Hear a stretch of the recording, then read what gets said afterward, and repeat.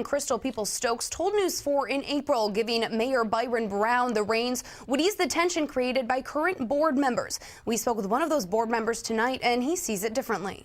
I think if you give the mayor control of who sits on the board, then he can be held accountable for results, good or bad. Assemblywoman Crystal Peoples-Stokes is pushing for a big change to Buffalo Public Schools. She wants to do away with the current school board and give Mayor Byron Brown control of selecting 7 new members and starting fresh. If the state legislature and the governor make the decision that they want the mayor to provide more leadership in our schools, I am ready, willing, and able to do that. The mayor has said he'd welcome the challenge, but school board member Carl Palladino says Brown has no business overseeing the public school system. He's running a city.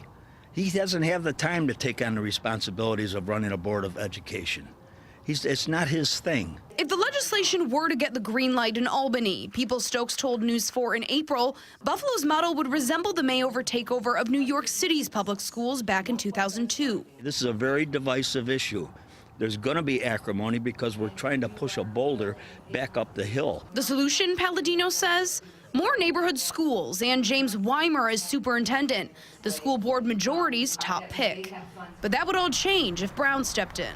All of the answers to improve outcomes for children in the Buffalo Public Schools exist in our community, but it can't happen if people don't work together and don't support each other to support our children. If the legislation were to be signed off by Governor Cuomo, there would be a sunset provision included so that the model can be evaluated after a certain amount of time. Assemblywoman Peoples-Stokes was not available today to go into specifics on the legislation. Reporting live in the newsroom, Jen Shantz, News 4 at 10.